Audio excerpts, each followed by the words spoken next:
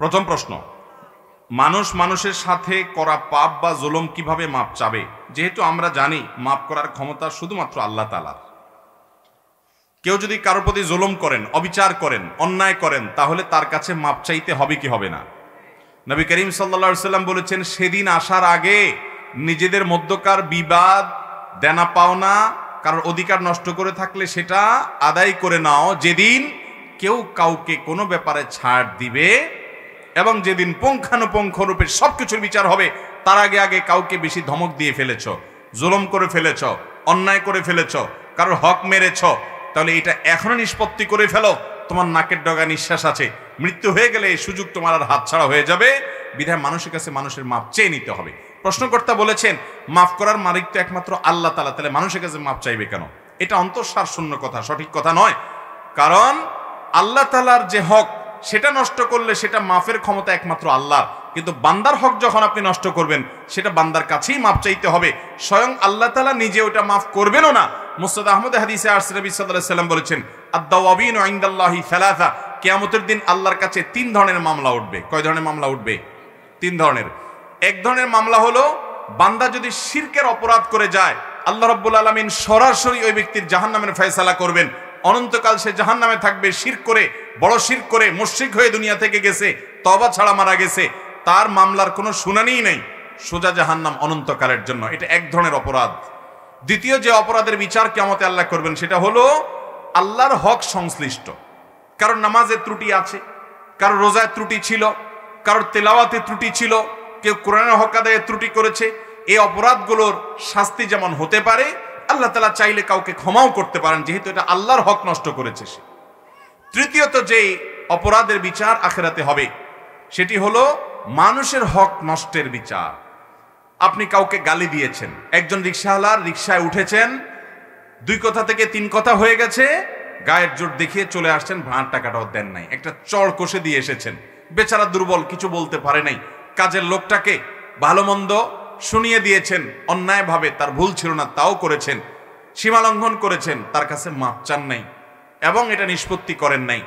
এরকম বান্দার যত হক আছে, আল্লাহ রাব্বুল আলামিন এই হকগুলোর সম্পর্কে কিয়ামতের দিন বান্দার কাছেই ন্যস্ত করবেন। আল্লাহ নিজে সেটা মাফ করতে যাবেন, বলবেন যে এটা তার বিষয়। বিধায় কোনো মানুষের হক নষ্ট করলে তার কাছেই মাপ চাইতে হবে।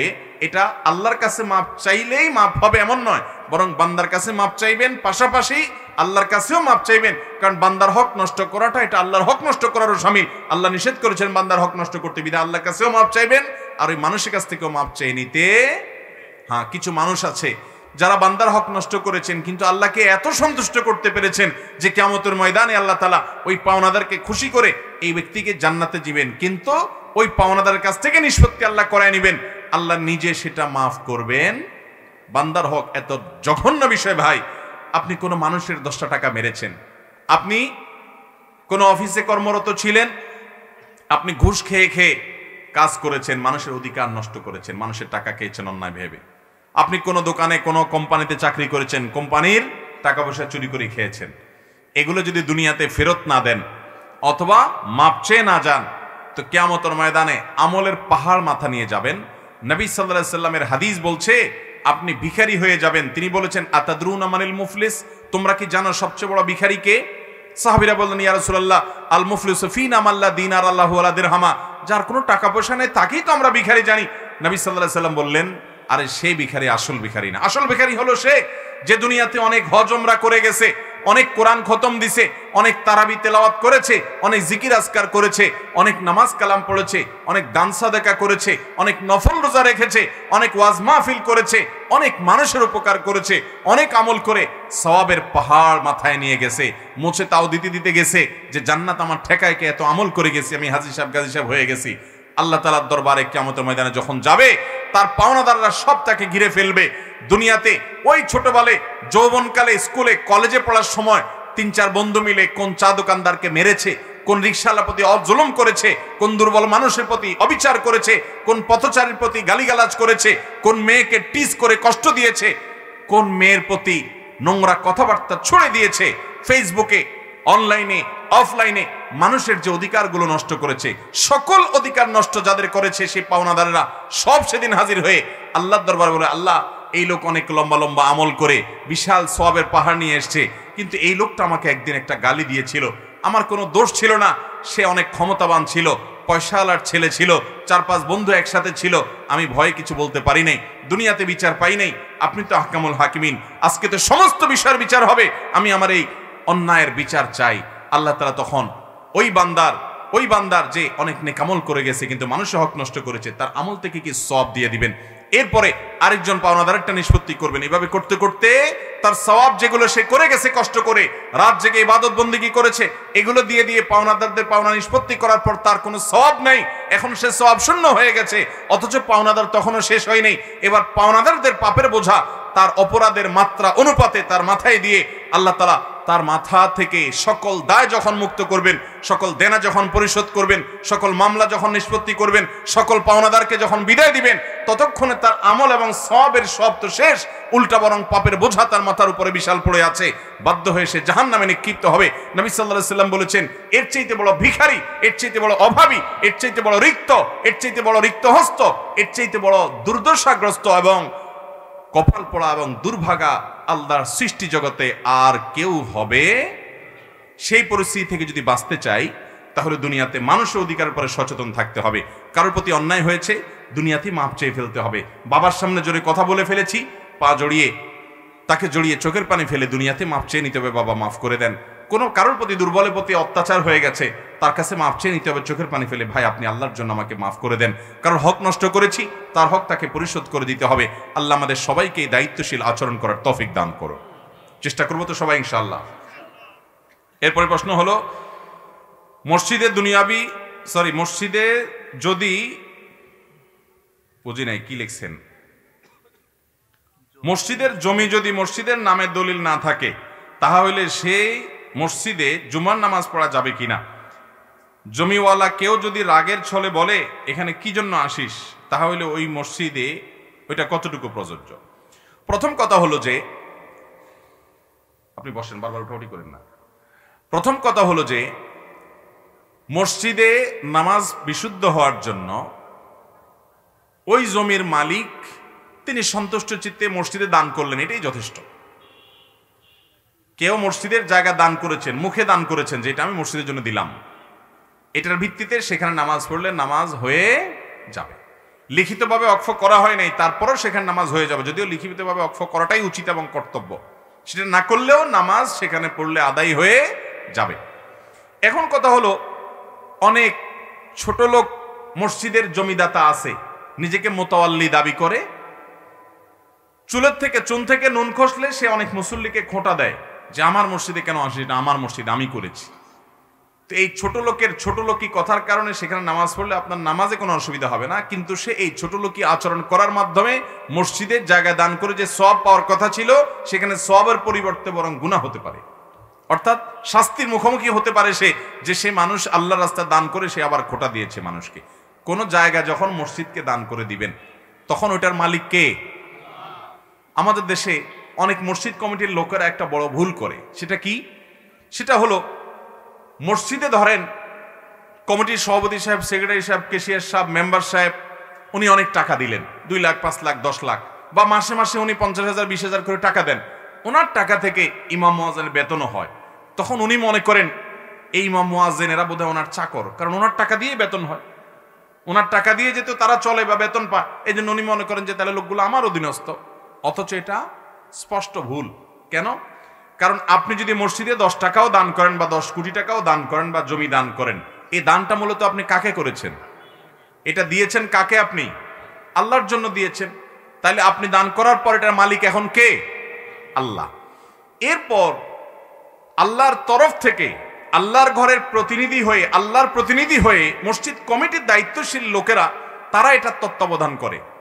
তাহলে আপনি আরেকজনের টাকার তত্ত্বাবধায়ক হলে যেরকম হয়, আল্লাহর টাকাটা এখন আপনিই দান করেছেন, বাট ওটা এখন আল্লাহর হয়ে গেছে, এখন আল্লাহর টাকাটার তত্ত্বাবধান আপনি করছেন, এখানে আপনার কোনো খবরদারি করার কোনো নৈতিক অধিকার থাকতে পারে? এই জিনিসটা না বোঝার কারণে অনেক কমিটির সদস্য ভাইরা সওয়াব করতে গিয়ে উল্টা গুনাহ হয়ে যায়। খবরদার, ইমাম মুয়াজ্জিন বা স্টাফদের যদি ভুল হয় তাদের সংশোধন করতে হবে, তারাও দায়িত্বশীল হতে হবে, তারা বেতন নিচ্ছেন, মসজিদের দায়িত্ব আদায় করতে হবে, কিন্তু তাই বলে তাদের প্রতি জুলুম করার সুযোগ নাই, তাদেরকে নিজের চাকর মনে করার সুযোগ নাই। ওই জমিদাতা মানুষকে খোটা দেওয়ার কোনো অধিকার, দান করার পরে তো এটা আপনার জমি না, অতএব আপনি বলার কে যে তুমি এই জায়গায় কেন আসছো? আপনি নিজেও এখানে যেভাবে আসছেন সেভাবে আসছে, এখন এটার মালিক আল্লাহ তাআলা। আল্লাহ তাআলা আমাদেরকে দানের ক্ষেত্রে দায়িত্বশীল হওয়ার তৌফিক দান করুন। এরপরে প্রশ্ন হলো, জিনের ক্ষতি থেকে রক্ষা পেতে আমরা বাড়ির চারপাশে তাবিজ পুঁতে রাখি, এতে কি জিনের ক্ষতি থেকে রক্ষা পাওয়া যায় এবং এ ধরনের তদবির করা কি জায়েজ আছে? যদি জায়েজ না থাকে তাহলে জিনের ক্ষতি থেকে বাঁচার উপায় কি? দেখুন, জিনের ক্ষতি এবং উপদ্রব থেকে বাঁচার জন্য নানান কাজ আমাদের দেশে হয়। এর ভিতরে একটা হলো এই যে ঘরের চার কোণে চারটা তাবিজ পোতা ইত্যাদি ইত্যাদি। এরকম কোনো শিক্ষা নবী সাল্লাল্লাহু আলাইহি সাল্লাম থেকে আমরা পাই না। বরং দুষ্ট জিনের উপদ্রব থেকে বাঁচার জন্য, ব্ল্যাক ম্যাজিক থেকে বাঁচার জন্য সূরা ইখলাস, সূরা ফালাক, সূরা নাস সকাল সন্ধ্যা ৩ বার পড়বেন। বিসমিল্লাহিল্লাযী লা ইয়াদুররু মা ইসমিহি শাইউন ফিল আরদি ওয়ালা ফিস সামা ওয়া হুয়াস সামিউল আলিম সকাল সন্ধ্যায় ৩ বার পড়বেন। হাসবিয়াল্লাহু লা ইলাহা ইল্লাহু আলাইহি তাওয়াক্কালতু ওয়া রাব্বুল আরশিল আযীম সকাল সন্ধ্যায় ৭ বার করে পড়বেন। আয়াতুল কুরসি পাঠ করবেন। যখনই বাসায় ঢুকবেন বিসমিল্লাহ বলে ঢুকবেন। শুধু আপনি একা ঢুকলে হবে না, যত মানুষ বাসায় ঢুকবে সবাইকে বলবেন বিসমিল্লাহ বলে ঢুকতে। হাদিসে আসছে বিসমিল্লাহ বলে ঢুকলে শয়তান সাথে ঢুকতে পারে। এবং টয়লেটে যতবার যাবেন দোয়া পড়ে যাবেন, বের হওয়ার সময় দোয়া পড়ে বের হবেন। টয়লেটের দরজা বন্ধ করে রাখবেন, ওটা দুষ্ট জিনের বা শয়তানের থাকার জায়গা। খাবার খাওয়ার পর হাড্ডি বা আপনার অন্যান্য যে কাঁটা ইত্যাদি আছে এগুলোতে পানি না ফেলে শুকনা জায়গায় রেখে এগুলো বাহিরে এমন জায়গায় ফেলবেন যাতে অন্যান্য পশু পাখিরা খায়, কারণ বিভিন্ন হাদিস থেকে এসেছে এগুলোর উপরে জিনদের খাদ্য প্রস্তুত হয়, অলৌকিক অদৃশ্য, যেটা আমরা দেখি না। অতএব জিনের উপদ্রব থেকে বাঁচার জন্য আরো অনেকগুলো আমল আছে। উপদ্রব ইতিমধ্যে শুরু হয়ে গেছে, এখন বাঁচতে চান সূরা বাকারা তেলাওয়াত করবেন। যে বাসায় সূরা বাকারা তেলাওয়াত করা হয় হাদিসে আসছে সে বাসায় এই জাতীয় উপদ্রব হয় না। এগুলো থেকে, ব্ল্যাক ম্যাজিক থেকে, দুষ্টজনের উপদ্রব থেকে বাঁচা যায়। সূরা বাকারা তেলাওয়াত করতে থাকেন। নিজে তেলাওয়াত করতে পারেন না, অডিও চালায় রাখেন। হারামের ইমামদের অডিও, বিভিন্ন কারীদের অডিও চালাওয়াত করে রাখেন। পরীক্ষিত আপনার বাসায় অস্বাভাবিক আচরণ দেখছেন, দুষ্টজনের প্রভাব মনে হচ্ছে, আপনি আমলগুলো শুরু করেন। সেই সাথে ঘর থেকে সকল হারামের যত সিম্বল আছে সেগুলো সব সরান। এভাবে আপনি যখন দায়িত্বশীল আচরণ শুরু করবেন ইনশাআল্লাহ বিইذনিল্লাহ জিনের উপদ্রব দূর হতে বাধ্য।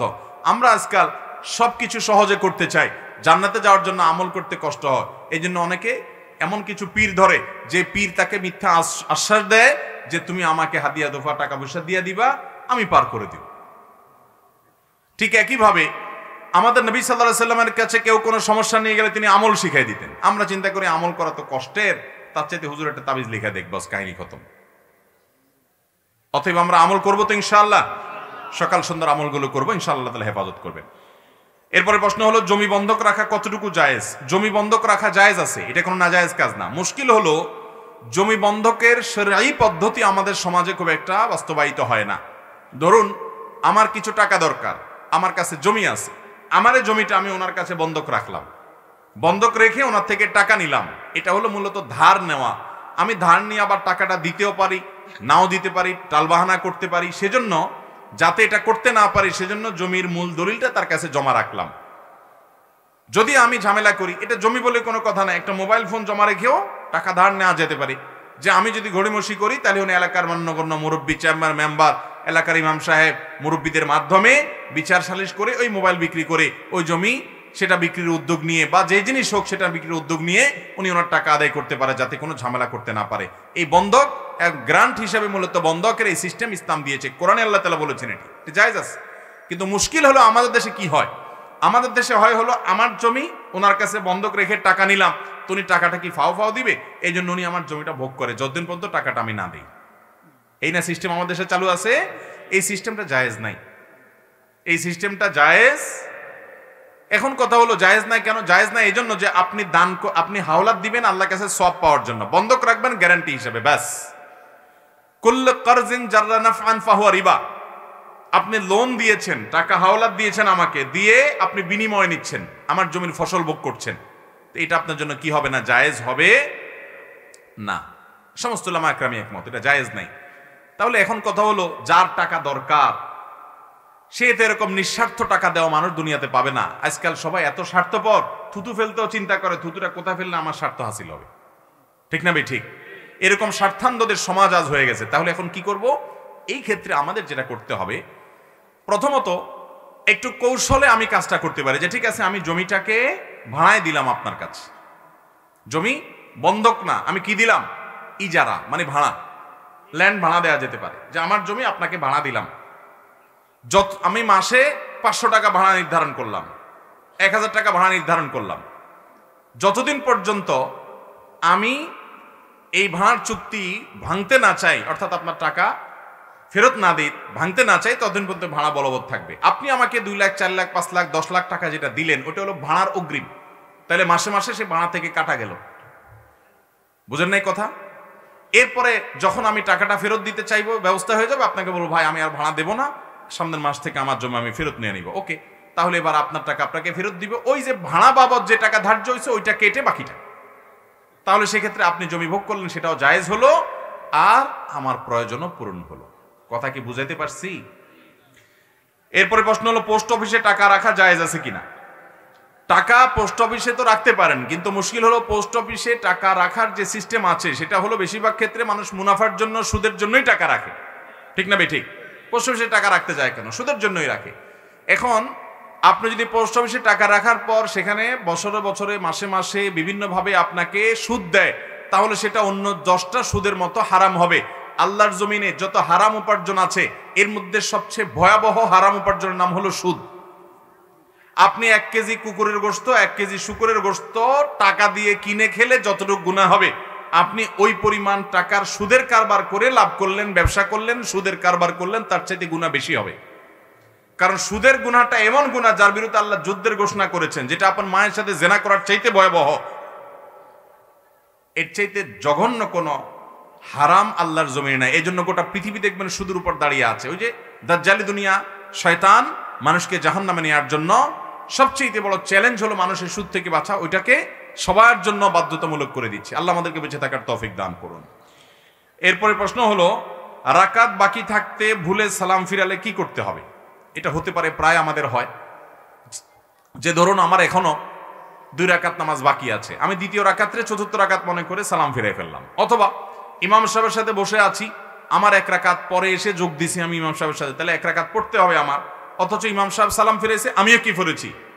সালাম ফিরে ফেলেছি। এরকম হতে পারে কি পারে না? যদি এরকম হয় তাহলে সেক্ষেত্রে আমার ওই রাকাতটা আবার পড়তে তো হবেই, যেহেতু বাকি আছে। সালাম ফিরে ফেলছি দেখে শেষ না, আবার সালাম ফিরে ফেলছি দেখে আবার শুরু থেকে পড়া লাগবে এমনও না। আমি সালাম ফেরানোর পর মনে হলো আরে আমার তো 1 রাকাত বাকি ছিল, তাহলে আমি দাঁড়াই ওই রাকাতটা আবার আদায় করব এবং শেষে সেজদা সাহু দিব। আপনি দ্বিতীয় রাকাতে বসে 4র্থ রাকাত মনে করে সালাম ফিরেছেন, এরপরে মনে হলো আরে এটা তো দ্বিতীয় রাকাত, তাহলে আরো 2 রাকাত পড়বেন।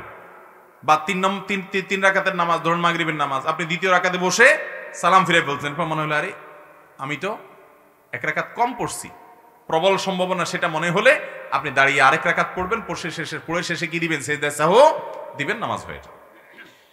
এরপরে প্রশ্ন হলো স্বামীর পকেট থেকে স্বামীকে না জানিয়ে টাকা নেওয়া যাবে কিনা। স্বামীর পকেট থেকে স্বামীকে না জানায় টাকা নিতে পারবেন কিনা, এই প্রশ্নটি অনেক মেয়েদের জন্য খুব গুরুত্বপূর্ণ। একবার রমজান মাসে সম্ভবত সারা রাত আমাদের বাসায়, রমজানের সবাই সাধারণত জেগে থাকে সারা রাত রমজান মাসে, দিনে ফজরের পরে এশাক করে তারপরে 4-5-6 ঘন্টা একসাথে ঘুমায়। এটা আমাদের বাসায় একটা কালচার অনেক দিন থেকে। তো বিশেষ করে শেষ দশকে বেশি, আর অন্য সময় অনেক সময় হয়, করোনার সময়টা বেশি হয়েছে। যাই হোক, তো আমার মনে আছে একবার কোন এক রমজান মাসে 1-2 বছর আগে হবে, করোনার মধ্যেই, তো আমরা এরকম সকালে ঘুমাইছি, মোবাইল সাইলেন্ট করা আছে, ঘুম থেকে জোরের আগে উঠছি, উঠার পরে দেখি একই নাম্বার থেকে অনেকবার কল, ধরেন 15-20 বার কল। আরে একটা নাম্বার থেকে এতবার কল আসছে, নিশ্চয়ই কোনো মানুষ বিপদে পড়ছে। কল ব্যাক করলাম, দেখি ওই পাশ থেকে এক ভদ্র মহিলা বলতেছে, হুজুর আমার একটা ইমার্জেন্সি মাসালা, সেজন্য আপনাকে বারবার বিরক্ত করতেছি। আমি বললাম হ্যাঁ বোন, এটা বুঝতে পারছি আমি, ইমার্জেন্সি না হলে এতবার কল দেয় মানুষকে, মানুষ বলেন তাড়াতাড়ি বলেন। তখন ওই পাশ থেকে ভদ্র মহিলা বললেন, হুজুর মাসালাটা হলো আমার স্বামীর পকেট থেকে আমি টাকা নিলে জায়েজ হবে কিনা, এই প্রশ্নটাই। আমি বললাম এটা ইমার্জেন্সি মাসালা হলো আপনার, এতবার কল দিছেন, আমি তোমার সাথে কোনো বিপদ হয়ে গেছে। আমার ওয়াইফকে যখন বললাম দেখো এটা বলে ইমার্জেন্সি মাসালা, তখন আমার ওয়াইফ ভদ্রমহিলা আমারে বলল, তুমিও তো বুঝো না, আসলে বেচারির জন্য ওইটাই হয়তো ইমার্জেন্সি, সে হয়তো তার বখিল স্বামীর পকেটে কোনোদিন টাকা পায় না, আজকেই হয়তো জীবনের প্রথম চান্স পাইছে, অতএব এটা তার জন্য এই মুহূর্তে জানা জরুরি। তুমি তোমার জায়গা থেকে সবকিছু হিসাব করলে তো হবে না, ওই বেচারের জন্য ওইটা ইমার্জেন্সি ছিল হয়তোবা। আমি বললাম ঠিক তো, আমি তো এইভাবে চিন্তা করিনি, হতে পারে। তো যাই হোক, এই প্রশ্নের উত্তর হলো মেয়েরা স্বামীর পকেট থেকে টাকা নিতে পারবে, এটা জায়েজ হবে তখন যদি স্বামী স্ত্রীর মধ্যকার এই বোঝাপড়া থাকে যে স্বামী জানে তার স্ত্রী দায়িত্বশীল, তার সংসারের প্রয়োজনে খরচ করে, বা তিনি যেখানে খরচ করেন সেই খরচের ব্যাপারে স্বামীর আপত্তি থাকে না। এরকম অনেক স্বামী স্ত্রীর মধ্যে বোঝাপড়া আছে না নাই? অনেকে আছেন যে হ্যাঁ, তার মানিব্যাগ থেকে তার স্ত্রী নিয়ে ভিখারিকে দিচ্ছেন, বাসার কোনো বাজার সদায় অনলাইনে অর্ডার করেছেন, সেটা টাকা দিচ্ছেন। স্বামীর কাছ থেকে প্রত্যেকটার জন্য আলাদা আলাদা অনুমতি নেওয়ার দরকার নাই, স্বামীর মৌন সম্মতি আছে না না? এরকম অনেক ফ্যামিলি। এরকম যদি হয় তাহলে তো আপনি নিতে পারেন, কোনো অসুবিধা নেই। আর যদি ব্যাপারটা এরকম হয় যে আপনি স্বামী ঘুমানোর পর ওই হুজুরের কাছ থেকে মাসালা জিজ্ঞাসা করে তারপর চুপু চুপে আস্তে করে মানিব্যাগটা বের করে আপনি সেখান থেকে টাকা পড়ায় সরায় আবার জায়গা মতো রেখে দিচ্ছেন, ভদ্রলোক যাতে টেন না পায়, প্রক্রিয়া যদি এটা হয় তাহলে সেটা না জায়েজ। কারণ সেটা হবে কি তখন? চুরি। তখন সেটা হবে কি? চুরি। কোন কোন ক্ষেত্রে ডাকাতিও হয় আজকাল। কোন কোন ফ্যামিলিতে কি হয়? ডাকাতি মানে কি? সরাসরি ওঠ, টাকা না দিলে খবর আছে। যাই হোক, স্বামী স্ত্রীর মধ্যকার যে খুনসুটি তাদের মধ্যকার যে আপনার কি বলে এটাকে, যে তাদের মধ্যকার যে ভালোবাসার একটা সম্পর্ক আছে, সেই সম্পর্কের কারণে একে অন্যের প্রতি যে আবদারের সম্পর্ক আছে, সে আবদারের সম্পর্কের কারণে আপনার নিল, স্বামী কিছু মনে করে না, হাসাহাসির মধ্যে নিল, এটাতে কোনো অসুবিধা। কিন্তু ওই যে চুরি করে করে সরাচ্ছেন, সেটা কিনা জায়েজ? হ্যাঁ, এই চুরি জায়েজ আছে একটা জায়গায়। সেটা কখন? আপনার স্বামী, আপনি অসুখে মরে যান তবুও আপনাকে ডাক্তারের কাছে নেয় না, আপনার বাসায় বাজার নাই তবুও দেয় না। অনেক বিশেষ করে এক স্বামী আরেক বিয়ে করলে অনেক সময় দেখা যায় অনেক জালেম, এই বউর খোঁজ খবর আর নেয় না, একেবারে নিত্য প্রয়োজনীয় তার যে প্রাপ্য সেটাও দেয় না, বাপের বাড়ির থেকে এনে বেচারি সংসার চালান লাগে, চাল ডাল কিনা লাগে। এরকম যদি হয় তখন এই স্বামীকে যদি আপনি বাগে পান, তো আপনার যতটুকু না হলে নয়, যেটা আপনার প্রাপ্য অধিকার, ভরণ পোষণ, খাবার দাবার, চাল ডাল কেনার, এই রকম টাকা তার কাছ থেকে আপনি সরায় নিতে পারেন, এটা জায়েজ হবে। কথা কি ক্লিয়ার? তাহলে স্বামী তার স্ত্রীর পকেট থেকে চোখ বন্ধ করে কেবল টাকা নিবেন, এটা কিন্তু জায়েজ নাই। বিশেষ করে স্বামী যদি আপত্তি করে যে হ্যাঁ আমাকে বলে নিবা, বা আমাকে না বলে নিবা না, বা স্বামী শুনলে নাখোশ হয়, নারাজ হয়, তাহলে সেক্ষেত্রে তাকে না বলে নেওয়া যাবে। আমি একজন ব্যবসায়ী, মহিলাদের দিকে তাকিয়ে বেচা কেনা করা লাগে, এ ব্যাপারে করণীয় কি? দেখুন, অনেক দোকানদার আছেন, কাপড়ের দোকানদার, মুদির দোকানদার, তারা দোকানদারি করতে গিয়ে মহিলা কাস্টমারদের সাথে কথা বলা লাগে। শুধু কথা বললে হয় না, অনেক অনেক মহিলা আছে এমন কপাল পড়া, এমন হতভাগা, এমন বেবুজা, যে তার দিকে দোকানদার, দোকান মালিক বা দোকান কর্মচারী তাকে কথা না বললে তিনি অপমান বোধ করেন। এরকম কিছু মহিলা আছে না নাই? যে আমার দিকে তাকায় কথা বলা নাই কেন, তাহলে কি আমার রূপগুণ কম? আজকে তাহলে কি বাসা থেকে আমি মেকআপ একটু কম করে আসলাম, এ ভদ্রলোক কেন তাকাচ্ছে না? এরকম কিছু মহিলা আছে না নাই? এ আল্লাহর বান্দি বুঝে না যে তার দিকে না তাকিয়ে তাকে সম্মান করা হচ্ছে। কারণ তার দিকে তাকিয়ে তাকিয়ে রাস্তায় যত মানুষ তার সৌন্দর্য দেখে, এর বেশিরভাগ মানুষই তার সৌন্দর্য দেখে তাকে নিয়ে মনে মনে জেনা করে। এটাই হলো হাকিকত। এই হাকিকতকে আমাদের নাস্তিক বন্ধুরা, উগ্র সেকুলার বন্ধুরা অস্বীকার করে। তারা বলতে চায় যে হুজুরদের মন মানসিকতাই খারাপ, মহিলা দেখলেই বাজে চিন্তা আসবে এমন কোনো কথা আছে? ওনাদের মনে কোনো বাজে চিন্তা আসে না, তারা হলো এই সমাজের সবচেয়ে ফেরেশতা মানুষ। কি বলেন? আল্লাহ রাব্বুল আলামিন মানুষকে সৃষ্টি করেছেন এভাবে, নারীর প্রতি পুরুষকে, পুরুষের প্রতি নারীকে আকৃষ্ট আল্লাহ তাআলা করেই সৃষ্টি করেছেন। এখন কোনো পুরুষ যদি বলে না কোনো মহিলার প্রতি আমার আকর্ষণ কিছু হয় না, তাহলে এই লোক হয় মিথ্যুক, আর না হলে নপুংসক। হয় তার ডাক্তার দেখানো দরকার, আর না হলে কোনো হুজুরের কাছে যাওয়া দরকার, কারণ সে মিথ্যুক। আল্লাহ তাআলা সৃষ্টি করেছেন এভাবে। একজন নারী তার নিজেকে অশ্লীলভাবে প্রদর্শন করবেন, আর আপনারা সবাই থাকে দেখবেন পবিত্র মনে, আপনাদের মনে কোনো খারাপ চিন্তা আসবে না। এটা পাগলের প্রলাপ হতে পারে। এই অবাস্তব কথা যারা বলে তারা পৃথিবীর অশান্তির জন্য সবচেয়ে বেশি দায়ী। নারীদের প্রতি যত যত পাশবিক নির্যাতন হয়, এর অন্যতম প্রধান কারণ হলো পুরুষ তার চোখের পর্দা করছে না, নারী তার সৌন্দর্যকে রাস্তাঘাটে বিলিয়ে বেড়াচ্ছে, পুরুষকে নানাভাবে তার প্রতি আগ্রহী করে তুলছে। আল্লাহ রাব্বুল আলামিন মানুষের মধ্যে যৌনতাকে এমন ভাবে দিয়েছেন, ডক্টর খন্দকার আব্দুল্লাহ জাহাঙ্গীর মহল্লা বলতেন, যৌনতা এটা মানুষের মধ্যে প্রমোটেড বাই আল্লাহ সুবহানাহু ওয়া তাআলা, এটা বাই ডিফল্ট মানুষের মধ্যে দেওয়া আছে, বিল্ট ইন।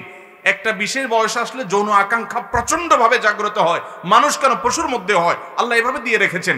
যেটা প্রমোটেড আগে থেকে, সেটাকে আর প্রমোশন করতে হয় না বিজ্ঞাপনের নামে, অ্যাডভার্টাইজের নামে, শিক্ষার নামে, বিনোদনের নামে, পেপার পত্রিকার নিউজের নামে, নানাভাবে রিসিপশনের নামে, আপনার বিভিন্ন নামে আপনি নারীর সৌন্দর্যকে, নারীর শরীরকে আপনি আকর্ষণীয় করে, কমনীয় মোহনীয় করে, মানুষকে আকৃষ্ট করে আপনি উপস্থাপন করবেন। তার মানে যৌন আকাঙ্ক্ষা এমনিতেই তার ভিতরে প্রমোটেড আছে, এমনিতে আকাঙ্ক্ষা জেগে থাকে সবার মধ্যে, সেটাকে আরো বেশি জাগ্রত করে তুলবেন। তাহলে একটা গাড়ি 120 কিলোমিটার স্পিডে চলছে, ওইটাকে যদি আরেকটা গাড়ি দিয়ে ধাক্কা দেন, প্রমোটেড জিনিসটাকে আবারও যদি প্রমোশন করার চেষ্টা করেন, দুর্ঘটনা ঘটবে কি ঘটবে না? আজকে সমাজে দুর্ঘটনা ঘটছে, এর মূল কারণ এটা। আপনি বলবেন না পুরুষদের মন ভালো করে ফেললেই সব সমস্যার সমাধান হয়ে যাবে। আমি বিনয়ের সাথে আপনাকে জিজ্ঞাসা করতে চাই, পৃথিবীর কোন দেশে, যে দেশগুলো এই সবকগুলো আপনাদেরকে শিখাচ্ছে, সেই ইউরোপ আমেরিকাতে মেয়েরা সব নিরাপদ হয়ে গেছে? কর্মস্থলে মেয়েদের প্রতি পাশবিক নির্যাতন হয় না? পেপার পত্রিকা এবং জরিপ খুলে দেখেন কি ভয়ঙ্কর চিত্র আছে। বাংলাদেশের একেবারে প্রথম শ্রেণীর একজন প্রকৌশলী, নাম বললে সবাই চিনে যাবেন, আমিও নাম বলবো না, কোন একটা টেলিভিশন প্রোগ্রামের পর তিনি আমার সাথে দেখা হওয়ার পরে কথা প্রসঙ্গ নিয়ে আমাকে বললেন, হুজুর আপনি কি জানেন আমেরিকার মতো দেশে কয়েক সেকেন্ডের জন্য যদি বিদ্যুৎ চলে যায় কোনো জায়গায়, লিফটের মধ্যে থাকা মেয়েদের প্রতি কি পরিমাণ হামলে পড়ে ছেলের, আপনি কি জানেন? এবং বিভিন্ন রেশিও আপনি পত্রপত্রিকাতে, অনলাইনে আপনি ঘাটলে পাবেন যে কর্মস্থলে নারীরা কি পরিমাণ নির্যাতিত, নিগৃহীত। শতকরা কত পার্সেন্ট মেয়েরা বিভিন্নভাবে যৌন নিপীড়নের শিকার, আপনি অনলাইন ঘাটলে পেয়ে যাবেন জরিপ। তাহলে বোঝা গেল এই সমস্ত ফালতু কথা, অযৌক্তিক কথা যে পুরুষরা মন ভালো করলেই হয়ে যাবে, মেয়েদের পর্দা করার দরকার নাই। হ্যাঁ, পুরুষদেরকে আল্লাহ নির্দেশ করেছেন তারা তাদের চোখকে নিয়ন্ত্রণ করতে হবে, মনকে নিয়ন্ত্রণ করতে হবে, আবার নারীরা তাদের সৌন্দর্যকে নিয়ন্ত্রণ করতে হবে, প্রদর্শন করবে। এই উভয়মুখী প্রচেষ্টা দ্বারা একটা সমাজ স্থিতিশীল এবং স্বাভাবিক অবস্থা যাবে। আল্লাহ আমাদেরকে পর্দার বিধানের গুরুত্ব বোঝার তৌফিক দান করুন। দুঃখিত, যে ব্যবসায়ী দোকানদার ভাই, আপনি দোকানদারি করতে গিয়ে মহিলার দিকে তাকায় কথা বলা লাগতেছে, না বল মাইন্ড করতেছে, আপনি এই জন্য ওই তার মাইন্ডের কারণে আপনি চোখের জেনা করবেন না।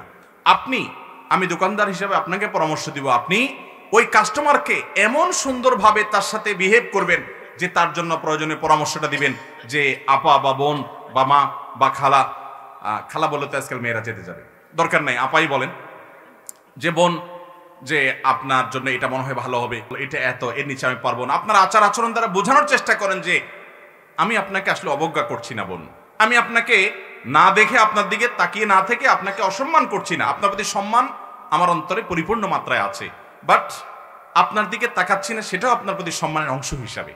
এটা আপনি কোনোভাবে আপনার কাস্টমারকে বোঝানোর চেষ্টা করেন। এরপরে যদি কোনো কপাল পড়া কাস্টমার আপনাকে না বুঝে, ভুল বুঝে আপনার দোকানে না আসে, আপনাকে মনে করে আপনি তাকে অবজ্ঞা করেছেন, তাহলে ওই কপাল পড়া কাস্টমারের টাকার আপনার দরকার নাই ইনশাআল্লাহ। তারপরও চোখের গুনাহ থেকে বাঁচার চেষ্টা করতে হবে। ভাই, রাত অনেক হয়েছে, কিন্তু প্রশ্নের কোনো কুল কিনারা নাই। আমার মনে হয় থাকুক, ইনশাআল্লাহ বিদিল্লাহ আমরা 4-5টা প্রশ্ন, 6টা প্রশ্ন যেগুলো সম্ভব উত্তর দিলাম। আল্লাহ যদি তৌফিক দান করে আপনাদের এই প্রশ্নগুলোর উত্তর ইনশাআল্লাহ আমরা অন্য কোথাও দিয়ে দেব। কি বলেন? কয়টা বাজে রাত? 11:31। অনেক রাত হয়ে গেছে, তাই না? অতএব আমি ফজর পর্যন্ত টানতে আমার সমস্যা নাই ইনশাআল্লাহ। আমার 2-4-5-7 ঘন্টা কথা বলতে অসুবিধা হয় না আল্লাহর ফজলে, কারণ আমার তো আবার যুদ্ধে কথা বলতে হয় না। আব্দুল্লাহ সাইফুল্লাহ ভাইরা কথা বলতে অনেক কষ্ট হয়, আমার আবার কষ্ট নাই, তো ঘন্টা ঘন্টা চালাতে পারবো। কিন্তু ফজর নামাজ পড়া লাগবে কি লাগবে না? অতএব আমরা